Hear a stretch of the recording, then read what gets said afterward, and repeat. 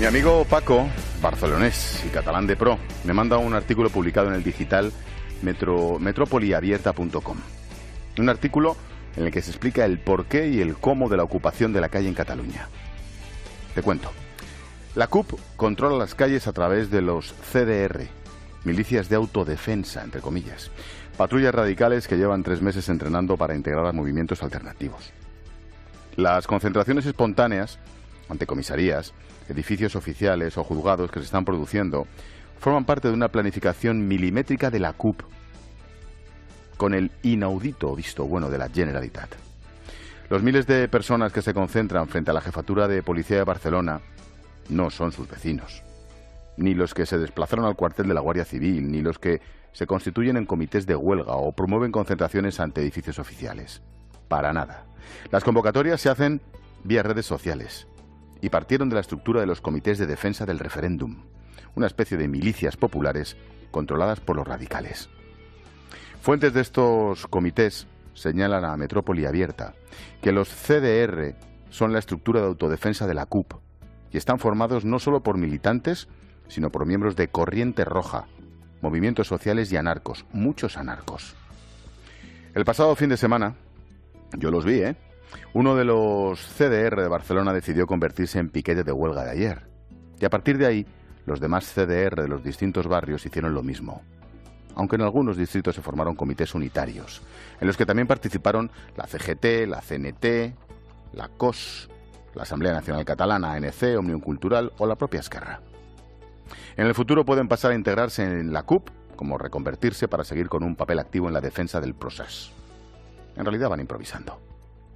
Los primeros CDR comenzaron a formarse en el mes de julio y, escucha, comillas, muchos colegios electorales del domingo pasado se abrieron gracias a nosotros, porque de lo contrario, nadie se hubiese atrevido a mantenerlos abiertos. Insisto, yo los vi y es exactamente así. Los CDR ya están aprendiendo rendimiento y se han reproducido también en otras ciudades de Cataluña. Su misión es controlar toda movilización en las calles y presionar para reivindicar la República Catalana.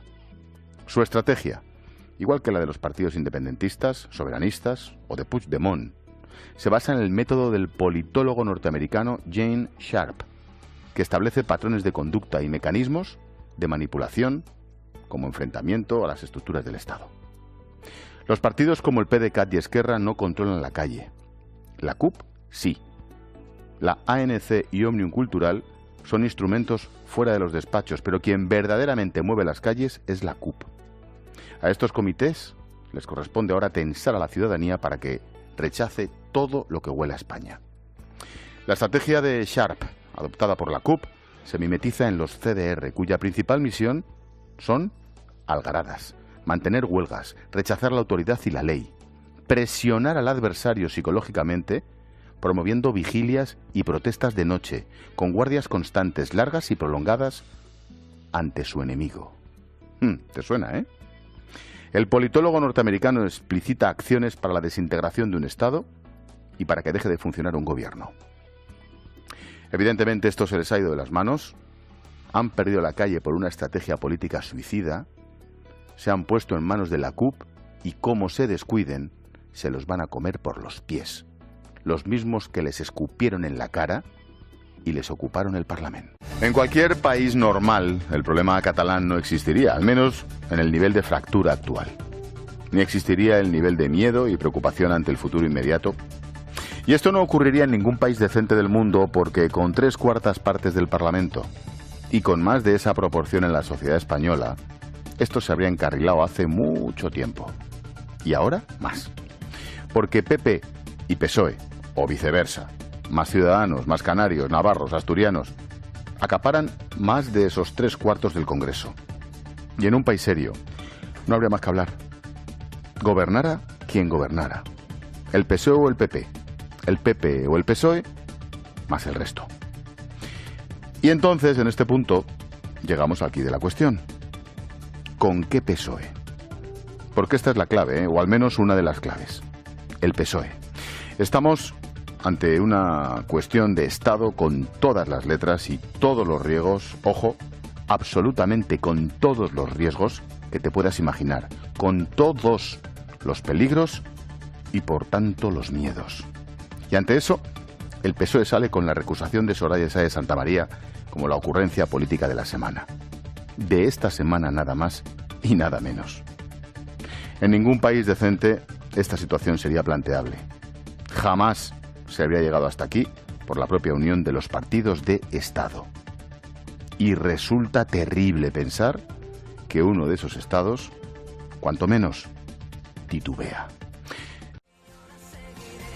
Al lío. Julio César Herrero, buenas tardes. ¿Qué tal, Ángel? ¿Cómo estás? ¿Dónde estás? Estoy en Las Palmas. Pues ayer estabas aquí.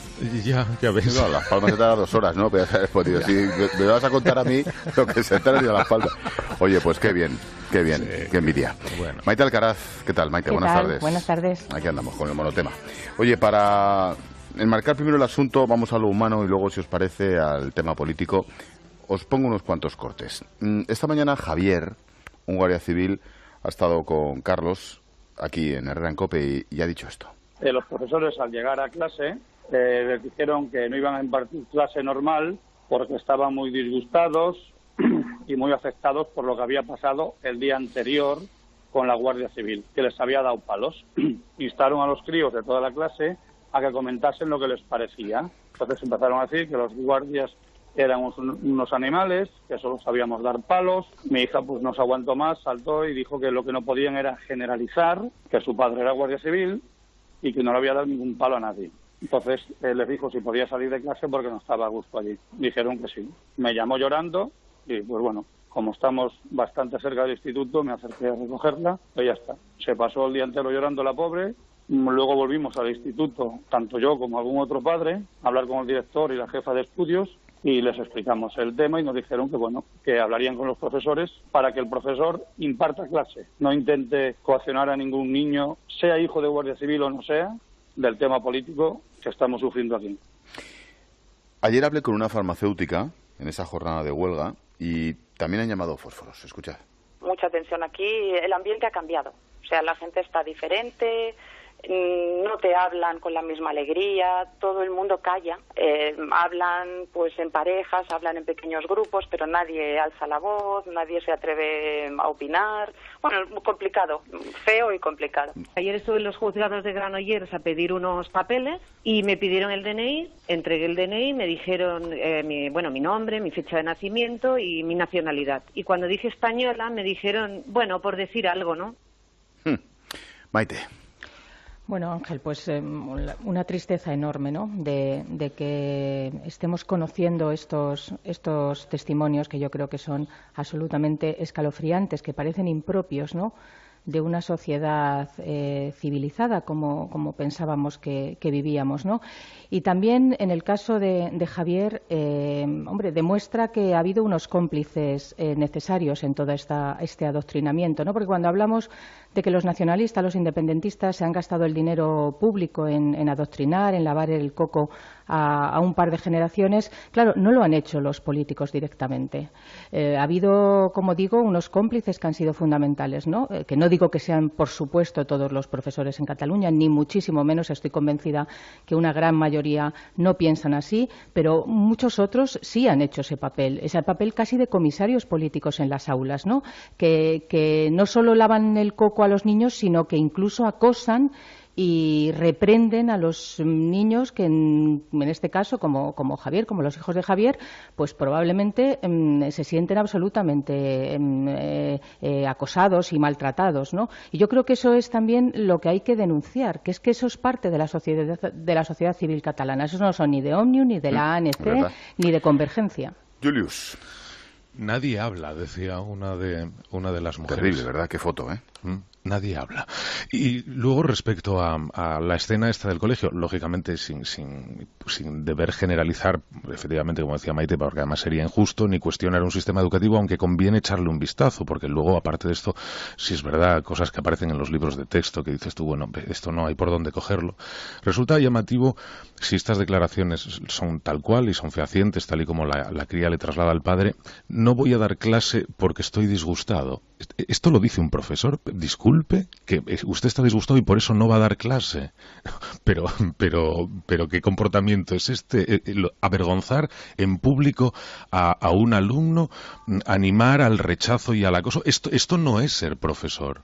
No, uno no se dedica a la enseñanza para hacer estas cosas. Esto genera una impotencia y sobre todo una sensación de profundo asco entre, por lo menos yo espero, quienes entendemos la docencia o el magisterio como una de las cosas más importantes y más delicadas que uno puede ejercer en la vida. Seguramente que junto con cirujano y qué sé yo cuántas cosas más, pero qué profesionalidad es esta, pero cómo alguien se puede plantar delante de un grupo de alumnos probablemente menores y con menos criterios para cuestionar y además con esa no obediencia de vida, pero esa admiración que siente el crío respecto. En el caso de este profe, 15 años tenían los alumnos, ¿eh? Ya, sí, claro, pero hay un respeto y hay una admiración, ponlo entre comillas, frente a quien tienes en el otro lado, que es el docente, que es el maestro, que es el que tiene la autoridad, que es el que te enseña. Claro, alguien que entra en clase y dice, estoy muy disgustado. Eso ya genera un clima de cierta compasión entre el alumnado hacia el profesor, que desde luego no lo pone nada fácil para después arremeter contra algo de una forma tan injusta. Es tremendo. Oye, os quiero preguntar, fijaros qué corte, ¿eh? Esta mañana mi compañera Laura Otón me decía, voy a ir a un acto de las Damas de Blanco, Damas de Cuba y Venezuela, en este caso aquí en Europa. Escuchad lo que ha dicho Elena Larrinaga, representante en Europa de las Damas de Blanco. Sobre lo que está pasando en Cataluña, esta señora habla sobre todo, claro, basándose en su experiencia en Cuba y en Venezuela. Sé que el objetivo de Venezuela y detrás de los cubanos es estabilizar la Unión Europea y el camino es España. Sé que financian los movimientos. Los indicadores del comportamiento de los manifestantes en Cataluña siguen un patrón que nosotros conocemos muy bien y sabemos de dónde vienen. Independientemente de la información que tenemos, es decir, la estrategia de actuación es siempre la misma: denostar al gobierno establecido, establecer la anarquía en la calle, negar la democracia representativa. Añado, Ana Gabriel, la lideresa de la CUP, publicó un artículo en enero de 2015 comentando su encuentro en Caracas con una red de intelectuales, artistas y movimientos, y se mostró por entonces encantada de los actos por la muerte de Fidel Castro. Caramba, uno va atando cabos, yo lo he visto allí, y cómo se organizan y cómo se mueven los famosos CDRs estos. Es que lo tienen calcado, Julio? Claro, es que son los comités Maite. Sí, son los comités de defensa de la República en Cuba, ¿no? Y son comportamientos... Allí en Cuba de la Revolución. Claro. Aquí de la República. Exactamente. Y allí, esos comportamientos los han copiado milimétricamente aquí, ¿no? Que se trata de cuestionar en la calle toda la legalidad, acabar con un régimen. Por eso tú lo contabas, ¿no? De ese amigo que te escribía una carta hace un rato, contabas cómo desde los barrios se han organizado. Llevan desde antes del verano, principalmente desde junio y julio, sabiendo que a donde no podía llegar RC o PDCAT, es decir, por así decirlo, los secesionistas institucionalizados tenían que hacerlo ello desde las calles, ¿no? Y claro, en las calles, lógicamente, no se da una flor y un beso a nadie que no opine como tú. Esta gente lo que hace es, evidentemente, pues coaccionar, maltratar, insultar, vejar y acabar con cualquier pensamiento disidente respecto al famoso proceso, ¿no? Y yo creo que es una de las armas con las que cuenta Convergencia, la antigua Convergencia y IRC. Ahora, digo una cosa. A estos no les vale solo echar a la guillotina la cabeza del sistema, del Partido Popular o de Mariano Rajoy. Después van ellos, ¿eh? Hombre, te quepa duda, eso es sorprendente. Julio. Las tácticas antisistema son transnacionales y están globalizadas incluso antes de que existiera el concepto de globalización. No es una cosa nueva. Le faltó a esta mujer añadir también... pero ahora con las redes, Julio... Ahí, claro, por eso iniciaba, le faltó a esta mujer decir, porque indicaba algunos pasos, pero faltaba también decir, y a lo mejor igual lo decían en el transcurso de la conversación, la utilización de las redes sociales y sobre todo la utilización más avanzada de los servicios de propaganda. Nosotros estamos empezando a conocer ahora que el día 1 de octubre en Cataluña había gente que se estaba dedicando exclusivamente a grabar, pero a grabar unas partes muy concretas, sesgadas, fragmentadas, claramente orientadas para luego hacerlas mover a través de las redes sociales y crear un clima de opinión que no se compadece en absoluto con lo que en realidad estaba ocurriendo. Una visión parcial y sesgada que cuando se ve uno reconstruye como si todo fuera así, pero no todo es así. Y Y esto también se incluye en las tácticas antisistema, por otra parte, y que, claro, son gente que no se cuestiona cuáles son las consecuencias para el sistema, porque precisamente lo que las definen es que no les importa el sistema. Es lo que quieren, es contra lo que van. En clave política, la noticia ya era de prever, la expectativa, el discurso de esta noche a las 9 de Puigdemont. Si ayer el rey salió a las 9, él sale a las 9 porque también es jefe de su estado, o eso pretende, claro, no tiene más. Pero a ver qué dice, pero ha hecho un avance sobre esa reunión en el Parlamento el próximo lunes. Ha dicho esto en la BBC Puigdemont. Vamos a declarar la independencia 48 horas después de que se hagan oficiales todos los resultados que se están escrutando. O sea, lo más curioso son dos cosas. Una, la independencia, pues en su línea. Ahora, ¿de verdad se toma en serio lo de los resultados después de lo que hemos visto, que hay pueblos con el doble de votos que censados? Después de lo que vimos, ¿de verdad se toma en serio aquella chufla antisistema que vivimos el domingo?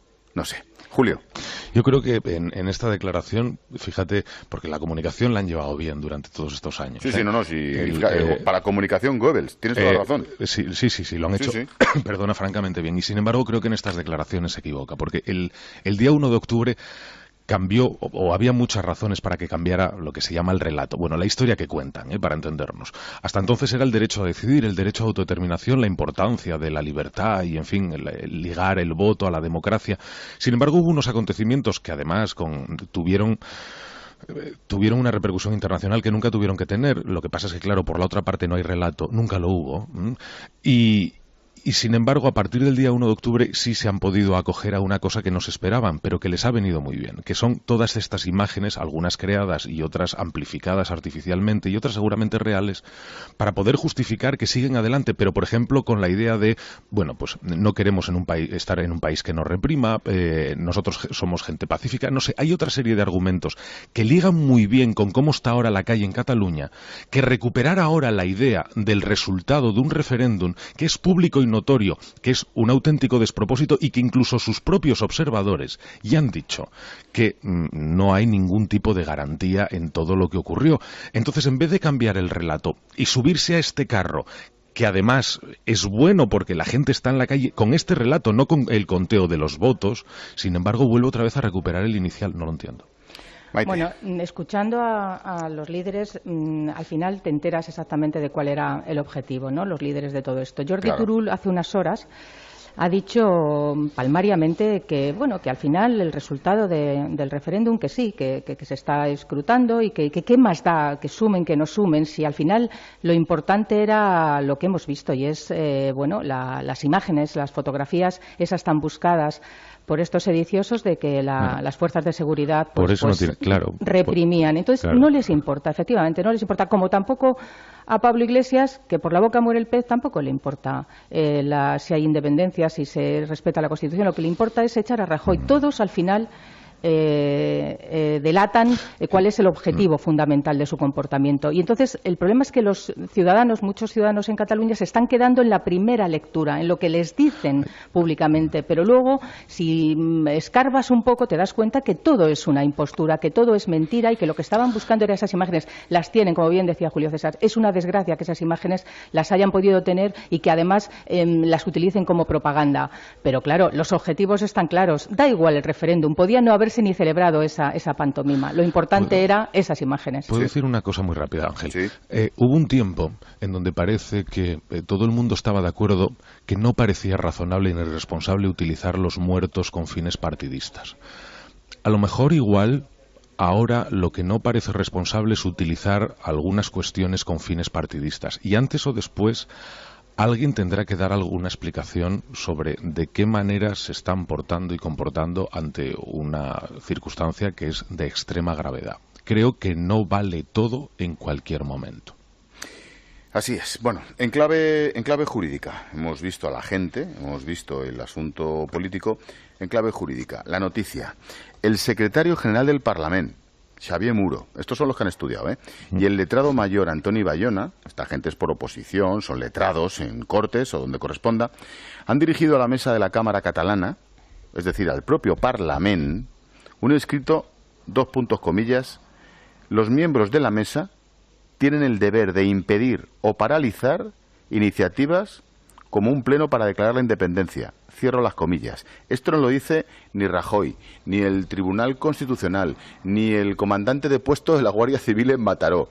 Lo dice el secretario general del Parlament y el letrado mayor del Parlament.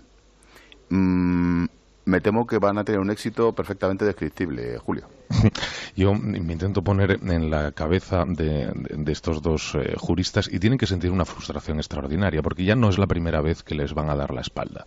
Con una argumentación jurídica que por otra parte tampoco resulta muy compleja y seguro que para ellos es un paseillo. Entonces la frustración que tienen que deben de estar pasando y que deben sentir por decir, vamos a ver, si nosotros estamos aquí para velar por el cumplimiento de la ley, esto es palmario, es tan claro todo, estamos haciendo los pronunciamientos y nos van a ignorar una vez más, porque nada se sostiene desde el punto de vista jurídico. Lógicamente, por el otro lado, no van a argumentar con la legalidad. Volverán otra vez a hablar de la legitimidad de un mandato que viene de un Parlamento. Lo que pasa es que acabarán en la frase ahí.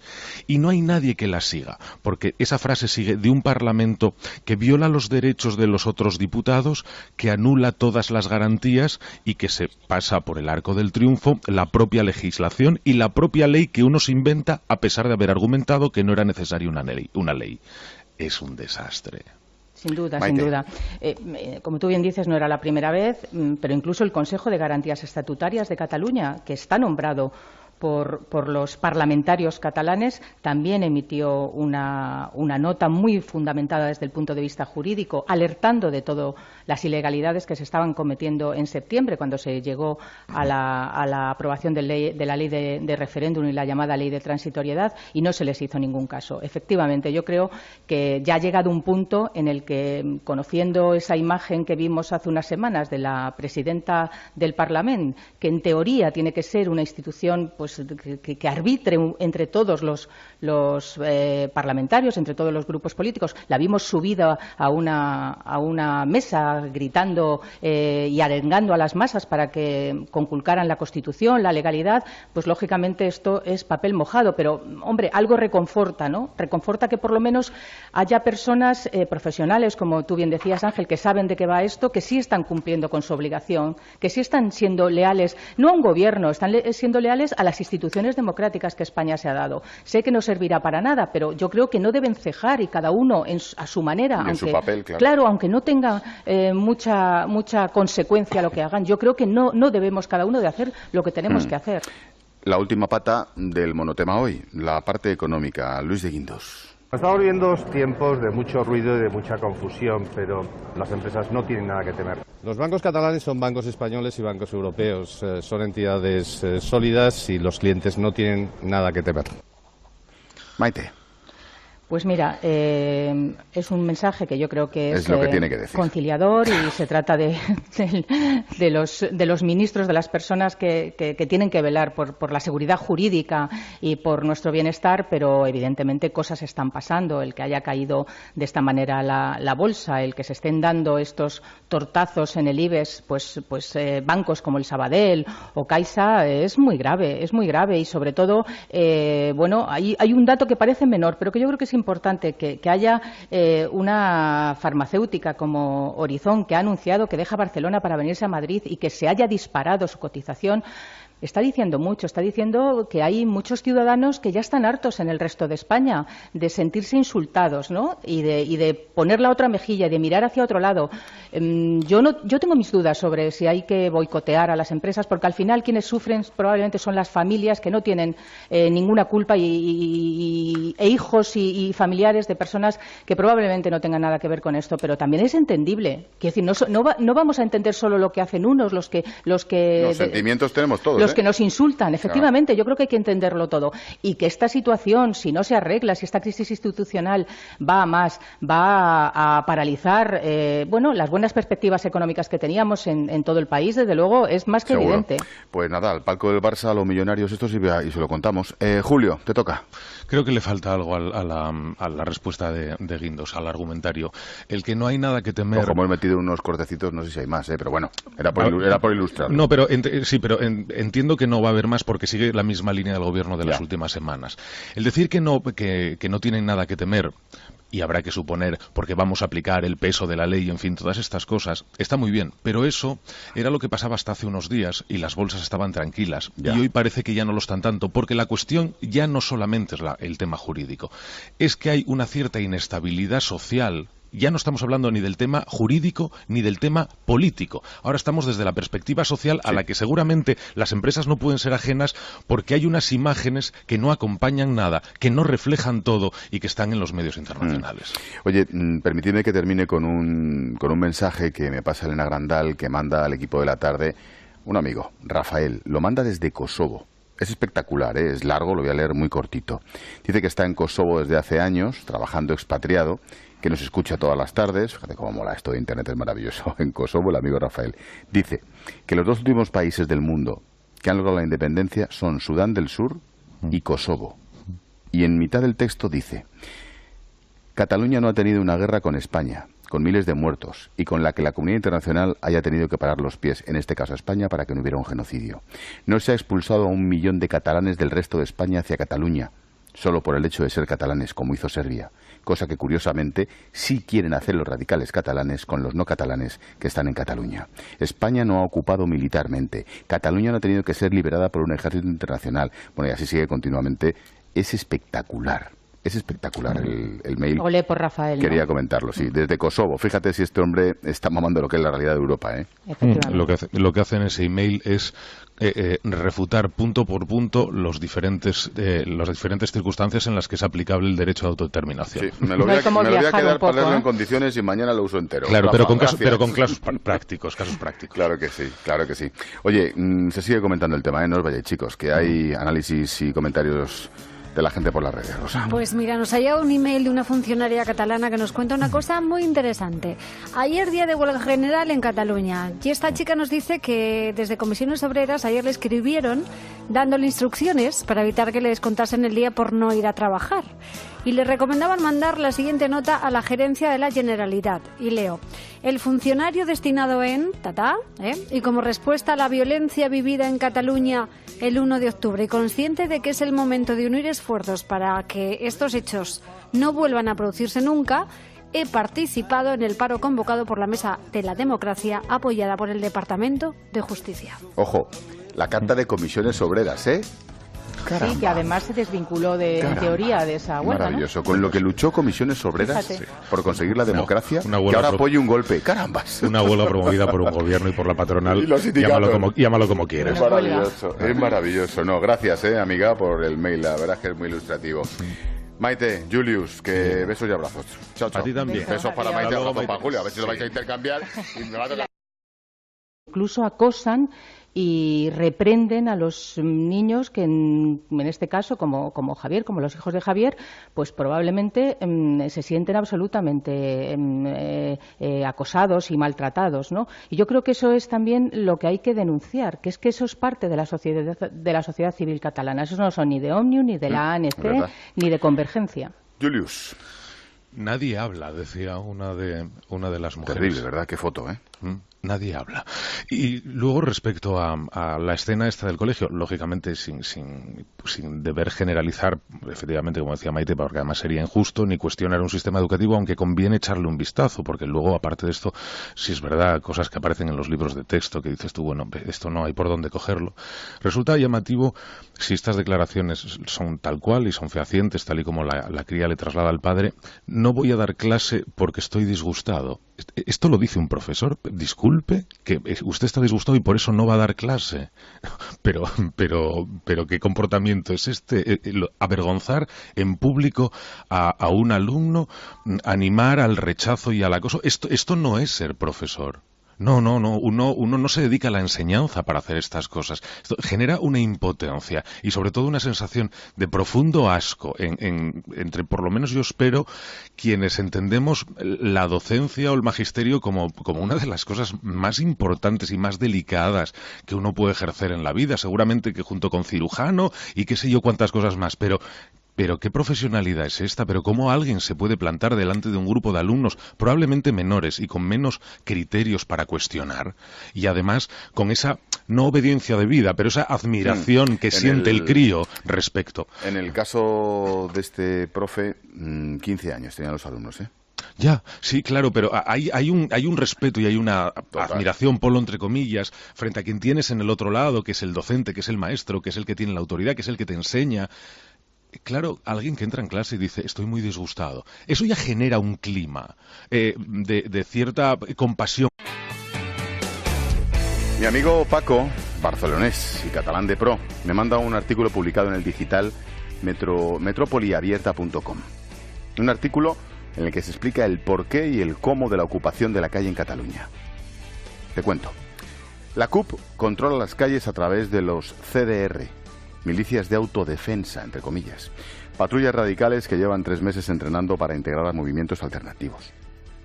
Las concentraciones espontáneas ante comisarías, edificios oficiales o juzgados que se están produciendo forman parte de una planificación milimétrica de la CUP, con el inaudito visto bueno de la Generalitat. Los miles de personas que se concentran frente a la jefatura de policía de Barcelona no son sus vecinos, ni los que se desplazaron al cuartel de la Guardia Civil, ni los que se constituyen en comités de huelga o promueven concentraciones ante edificios oficiales. Para nada. Las convocatorias se hacen vía redes sociales y partieron de la estructura de los comités de defensa del referéndum, una especie de milicias populares controladas por los radicales. Fuentes de estos comités señalan a Metrópoli Abierta que los CDR son la estructura de autodefensa de la CUP y están formados no solo por militantes, sino por miembros de Corriente Roja, movimientos sociales y anarcos, muchos anarcos. El pasado fin de semana, yo los vi, uno de los CDR de Barcelona decidió convertirse en piquete de huelga de ayer. Y a partir de ahí, los demás CDR de los distintos barrios hicieron lo mismo. Aunque en algunos distritos se formaron comités unitarios, en los que también participaron la CGT, la CNT, la COS, la Asamblea Nacional Catalana, ANC, Òmnium Cultural o la propia Esquerra. En el futuro pueden pasar a integrarse en la CUP, como reconvertirse para seguir con un papel activo en la defensa del procés. En realidad van improvisando. Los primeros CDR comenzaron a formarse en el mes de julio y, escucha, comillas, muchos colegios electorales del domingo pasado se abrieron gracias a nosotros, porque de lo contrario, nadie se hubiese atrevido a mantenerlos abiertos. Insisto, yo los vi y es exactamente así. Los CDR ya están aprendiendo rendimiento y se han reproducido también en otras ciudades de Cataluña. Su misión es controlar toda movilización en las calles y presionar para reivindicar la República Catalana. Su estrategia, igual que la de los partidos independentistas, soberanistas o de Puigdemont, se basa en el método del politólogo norteamericano Gene Sharp, que establece patrones de conducta y mecanismos de manipulación como enfrentamiento a las estructuras del Estado. Los partidos como el PDeCAT y Esquerra no controlan la calle. La CUP sí. La ANC y Òmnium Cultural son instrumentos fuera de los despachos, pero quien verdaderamente mueve las calles es la CUP. A estos comités les corresponde ahora tensar a la ciudadanía para que rechace todo lo que huela a España. La estrategia de Sharp, adoptada por la CUP, se mimetiza en los CDR, cuya principal misión son algaradas, mantener huelgas, rechazar la autoridad y la ley, presionar al adversario psicológicamente, promoviendo vigilias y protestas de noche, con guardias constantes, largas y prolongadas, ante su enemigo.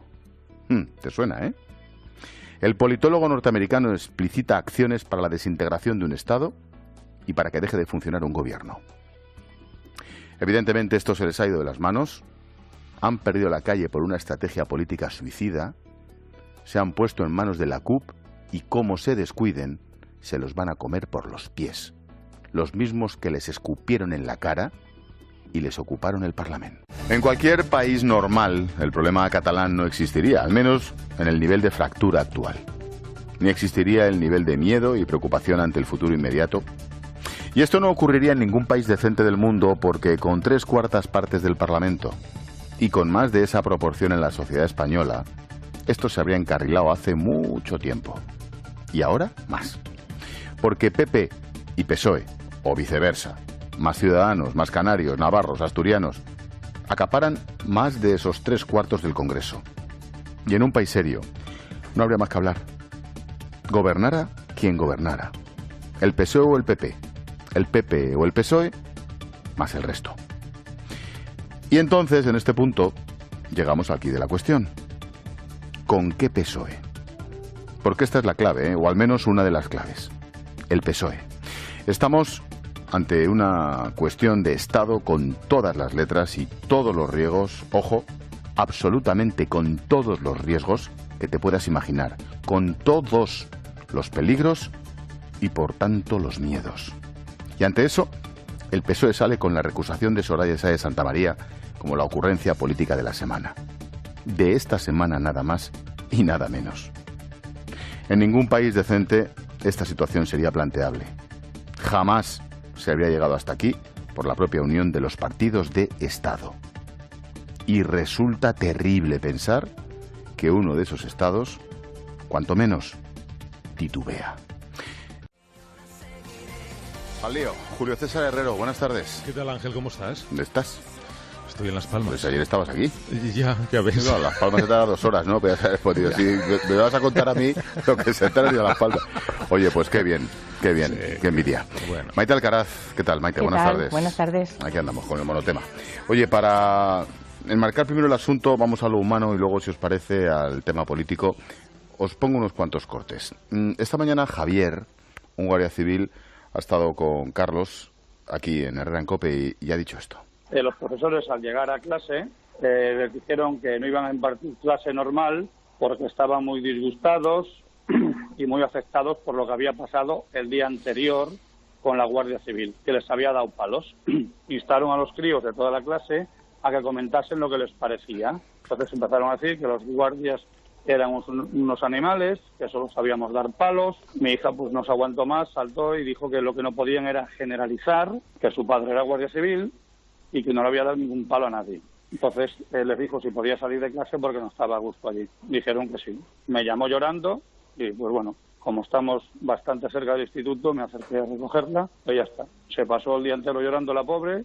Luego volvimos al instituto, tanto yo como algún otro padre, a hablar con el director y la jefa de estudios y les explicamos el tema y nos dijeron que bueno, que hablarían con los profesores para que el profesor imparta clase, no intente coaccionar a ningún niño, sea hijo de guardia civil o no sea, del tema político que estamos sufriendo aquí. Ayer hablé con una farmacéutica en esa jornada de huelga y también han llamado fósforos. Escuchad. Mucha tensión aquí, el ambiente ha cambiado, o sea, la gente está diferente. No te hablan con la misma alegría, todo el mundo calla, hablan pues en parejas, hablan en pequeños grupos, pero nadie alza la voz, nadie se atreve a opinar. Bueno, complicado, feo y complicado. Ayer estuve en los juzgados de Granollers a pedir unos papeles y me pidieron el DNI, entregué el DNI, me dijeron mi nombre, mi fecha de nacimiento y mi nacionalidad. Y cuando dije española me dijeron, bueno, por decir algo, ¿no? Maite. Bueno, Ángel, pues una tristeza enorme, ¿no? De que estemos conociendo estos testimonios que yo creo que son absolutamente escalofriantes, que parecen impropios, ¿no?, de una sociedad civilizada como pensábamos que vivíamos, ¿no? Y también en el caso de Javier, demuestra que ha habido unos cómplices necesarios en todo este adoctrinamiento, ¿no? Porque cuando hablamos de que los nacionalistas, los independentistas se han gastado el dinero público en adoctrinar, en lavar el coco a un par de generaciones, claro, no lo han hecho los políticos directamente. Ha habido, como digo, unos cómplices que han sido fundamentales, ¿no? Que no digo que sean, por supuesto, todos los profesores en Cataluña, ni muchísimo menos. Estoy convencida que una gran mayoría no piensan así, pero muchos otros sí han hecho ese papel casi de comisarios políticos en las aulas, ¿no? Que no solo lavan el coco a los niños, sino que